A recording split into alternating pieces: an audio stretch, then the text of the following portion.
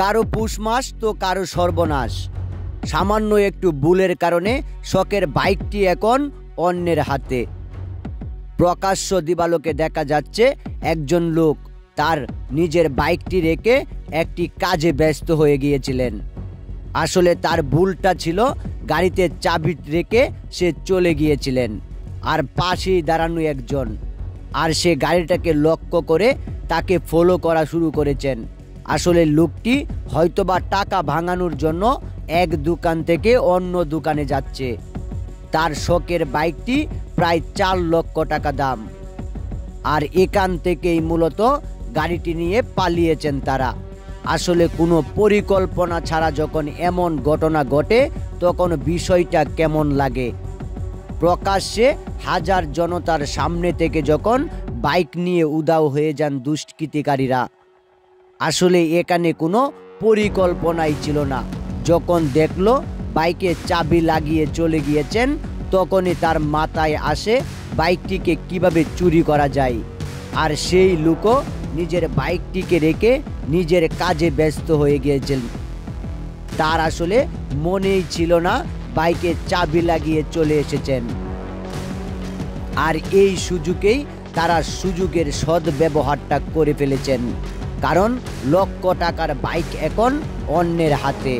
আরেকজনকে ফোন করে সাথে সাথে এনেছেন, আর সেও আশেপাশে সেই লোকটিকে খোঁজা নিয়ে ব্যস্ত যে আসলে সে কোথায় গিয়েছে। যখন দেখলো অল্প একটু দূরে, ঠিক তখনই এমন একটা ঘটনা ঘটে যাবে সেটা সে কল্পনাও করতে পারেনি। এমন জায়গা থেকে যখন বাইক চুরি হয় তখন বিষয়টা কেমন লাগবে। সাধারণ জীবনযাপন, গ্রামীণ পরিবেশ, আর এমন জায়গা থেকেই লক্ষ টাকার বাইক চুরি।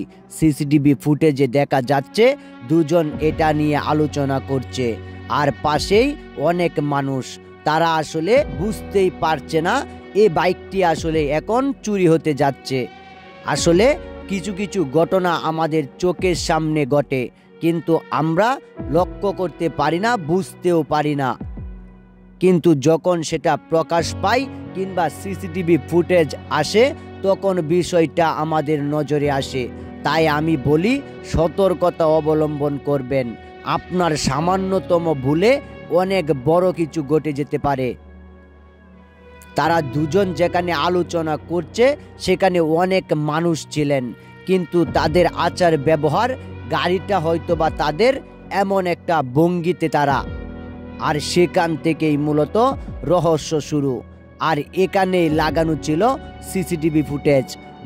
দেখা যাচ্ছে দুজন কি কৌশলে গাড়িটার সাথে কি আচরণে ব্যস্ত। আসলে তারা ভেবেছিল হয়তোবা গাড়িতে লক আছে, কিন্তু পরক্ষণে যখন দেখলো গাড়িতে চাবি লাগানো তখন বিষয়টা তাদের কাছে সহজ হয়ে যায়। আর পরক্ষণেই অন্যজনকে ইশারা দিয়ে বলে আর কোনো কিছু করার দরকার নেই, কারণ গাড়িতে চাবি লাগানোই আছে। যেমনটা বাপ সাথে থাকলে পুত্রের কতটা সাহস থাকে সেটা, আর বাইকের চাবি যখন বাইকে লাগানো থাকে তখন তো আর কোনো কথাই চলে না। আশেপাশের মানুষও এটা বুঝতেই পারেনি কিভাবে একটা বাইক এখান থেকে চুরি হয়ে গেল, আর সেই লোকও দৌড়েই ফেলেছিলেন তাদের অল্পের জন্য।